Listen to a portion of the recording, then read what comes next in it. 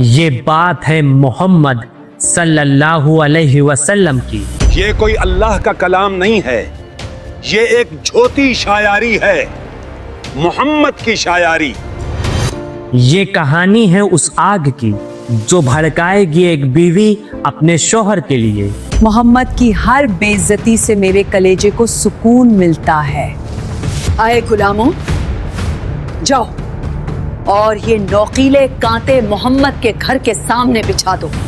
ये कहानी है उस शख्स की जिसने अल्लाह के रसूल को भरे बाजार में रुस्वा करने की कोशिश की।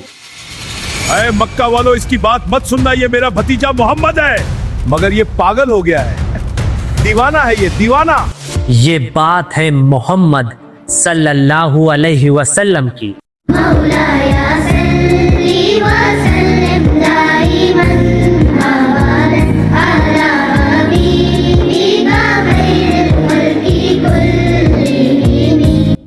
आजकल हमारे मुस्लिम घरानों में क्या होता है, बच्चों को 10 सूरतों का रट्टा लगवा दिया जाता है, चारों कुल और सूरे लहब याद करवा दी जाती है, मगर उसका असल मतलब क्या होता है ये बहुत कम ही लोग जानते हैं। सुना तुमने अबू मिनाल, अल्लाह ने एक नई सूरा नाजिल की है। सुना बाजी तुमने, कह रहे हैं कि जमील का ये कीमती हार आखिरत में उसके गले की रस्सी बनेगा। क्या सच में? आखिर ऐसा क्या कर दिया इन दोनों मियाँ बीवी ने कि अल्लाह ने एक पूरी सूरा कुरान में इनके खिलाफ नाजिल कर दी।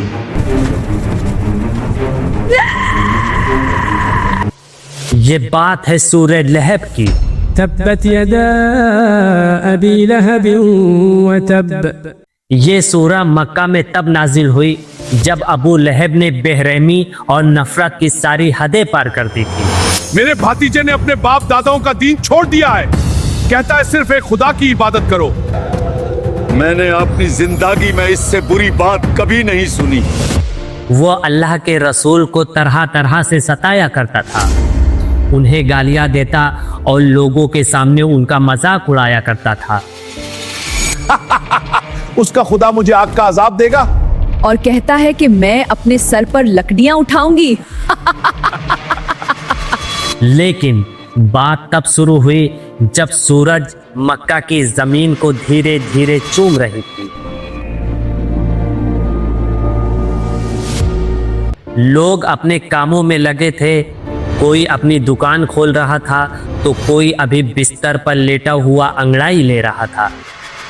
आई जी, अब उठोगे भी या पड़े सोते ही रहोगे? लेकिन कोई था जो सफा की पहाड़ी पर चढ़ रहा था। बाबा देखो, वो कौन है? अरे ये तो मोहम्मद हैं, चलो सुनते हैं आज वो क्या कहना चाहते हैं। पहाड़ की चोटी पर पहुंचकर अल्लाह के नबी ने पूरी कुव्वत के साथ पुकारा, या सबाहा।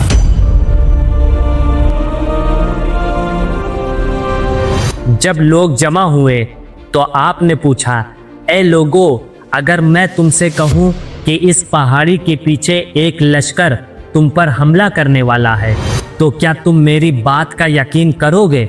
लोग एक साथ बोल उठे, हाँ क्यों नहीं, हाँ क्यों नहीं। हमने आपको हमेशा सादिक और आमीन ही पाया है, अब सच्चे हैं क्योंकि अब मोहम्मद है। लेकिन जैसे ही अल्लाह के नबी ने तौहीद की दावत दी, माहौल बदल सा गया। लोग एक दूसरे का मुंह देखकर सोच में पड़ गए। ये क्या कह रहे हैं? ताजुब है, तो क्या हम अपने बाप दादाओं का दीन छोड़ दें?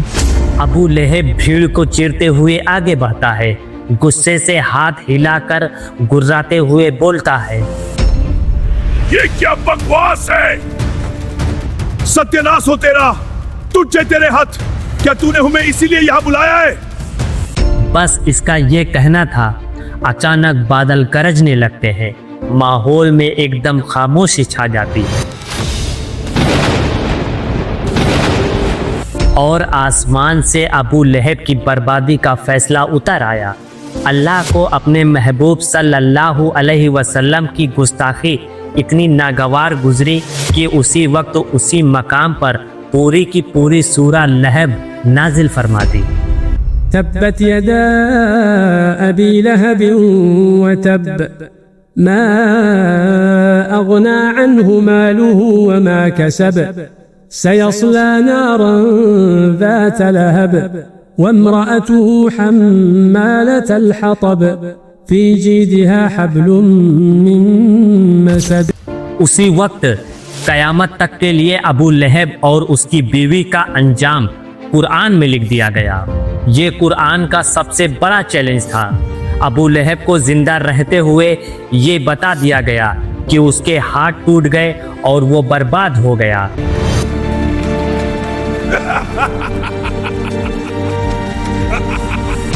अबू लहब जोर से हंसता है और अपने हाथ को हवा में लहराता है और कहता है, देखो मेरे दोनों हाथ तो सही सलामत हैं, कहां टूटे मेरे हाथ, ये कलाम झूठा है। उस दिन अबू लहब ने सिर्फ कुरान का मजाक नहीं उड़ाया था, बल्कि उसने अपनी किस्मत का भी मजाक उड़ाया था।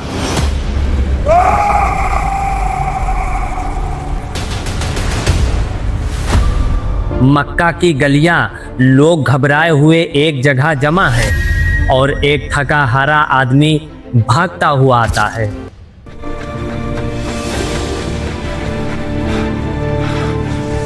अबू लहब अभी कुरान का मजाक उड़ा ही रहा था कि कुछ ही दिन बाद मक्का में एक ऐसी खबर पहुंची जिसने पूरे शहर का रंग बदल दिया। लोग घबराकर एक दूसरे से पूछते हैं, क्या हुआ, इतनी भीड़ क्यों जमा है? बादर से कोई खबर आई है क्या? अबू लहब भीड़ को चीरते हुए आगे बढ़ता है और पूछता है, बताओ क्या हुआ? बताओ क्या हुआ है? कुरैश शिकस्त खा गए, हमारे बड़े सरदार मारे गए, मुसलमान जीत गए बदर में। अबू लहब का चेहरा लाल हो जाता है और उसकी आंखें जम जाती हैं।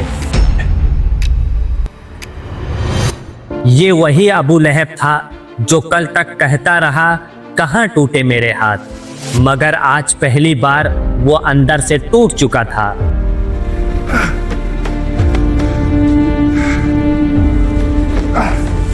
बदर की खबर ने उसके घमंड को जमीन पर गिरा दिया था। बदर की जंग के बाद अबू लहब मक्का में अकेला पड़ा था।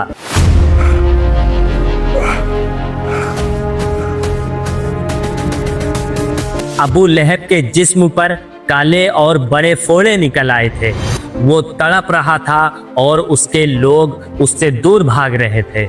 इसके पास मत जाओ, इसे अदासा हो गया है, ये छूने से फैलता है। वक्त का इंतकाम देखिए, जो कल तक अपने खानदान पर फख्र करता था, आज उसकी लाश से इतनी बदबू उठी कि उसके अपने बेटे भी उसे घर से बाहर निकालने पर मजबूर हो गए। 3 दिन तक यूं ही पड़ा रहा। आखिरकार मजदूरों ने लंबी लकड़ियों से लाश को गड्ढे में ढकेला और दूर से पत्थर डालकर उसे दफन कर दिया।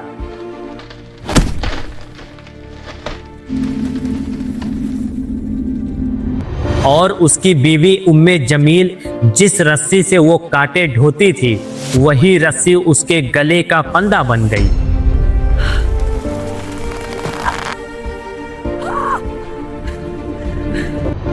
ना मौत सुकून की और ना जिंदगी इज्जत की।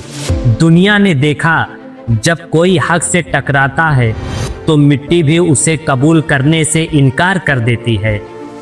अबू लहब और उसकी बीवी आज भी हर उस शख्स के लिए निशाने इबरत है जो तकब्बुर में अंधा हो जाता है।